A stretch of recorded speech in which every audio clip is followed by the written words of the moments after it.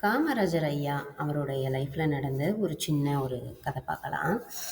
அவர் பார்த்தீங்கன்னா, அ அவர வந்து எல்லாருக்குமே பிடிக்கும். அந்த அளவுக்கு ஒரு நல்ல தலைவரு. ரொம்ப பண்பா இருந்தவரு எல்லாரோடையுமே.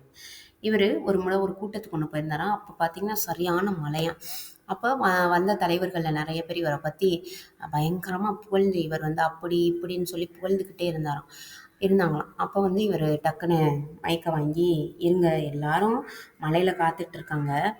இப்படி இருக்கும்போது, இப்படி என்னைய பத்தி புகழ்ந்து அவங்களுடைய நேரத்த வேஸ்ட் அடிக்கிறது வந்து எனக்கு பிடிக்கல. அதனால தயவு செஞ்சு விட்டுருங்க. இந்த பேச்ச விட்டுறலாம்." அப்படின்னு சொல்லிட்டு, டக்கு டக்குன்னு இவரும் ஒரு 4 வரி பேசிட்டு கெளம்பிட்டாராம். போற வழியில பார்த்தீங்கன்னா, நெறைய பேரு மாலைகள் சந்தனத்தால செஞ்சதா இருக்கட்டும், நெறைய ஜருகைகளால செஞ்சதா இருக்கட்டும், அந்த மாரி நெறைய விலை உயர்ந்த மாலைகளெல்லாம் வச்சுட்டு, இவருக்கு வந்து போட்டு விடணும் அப்படின்னு சொல்லிட்டு நின்னுகிட்டு இருக்காங்க. அப்ப பார்த்தீங்கன்னா, போட்டு விடும்போது ஒவ்வொரு ஆள்ட்டயும் வாங்கி இவரு போட்டுட்டு, டக்குனு பக்கத்துல இருக்கிற குழந்தைகள்ட்டயோ, இல்ல பெண்கள்ட்டயோ பணிவா அவங்க கையில வந்து குடுத்துருவாராம். அப்படி பண்ணிட்டு இருந்தாராம். பார்த்தீங்கன்னா, பின்னாடி ஒருத்தரு, முன்னாடி வந்து இவருக்கு மாலை போட முடியாம, ஒரு 2 முழம் மல்லிகைப்பூல செஞ்ச ஒரு மாலை.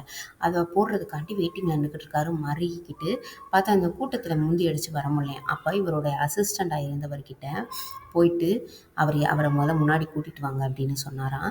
அதோட அவர் போய் கூட்டிட்டு வந்தோனே, அவரு மாலைய போட்டாராம். அவர்ட்ட பேசிட்டு, "நல்லா இருக்கீங்களா? எப்படி இருக்கீங்கன்னு?" கேட்டுட்டு காமராஜர் வந்து கிளம்புனாராம். அப்போ போற வழியில வந்து டிரைவர் கிட்ட சொன்னாராம், "இவர் வந்து எப்படி வாழ்ந்த மனுஷன் தெரியுமா? ரொம்ப நல்ல மனுஷன்யா. இப்ப வந்து இப்படி ஆயிட்டாரு."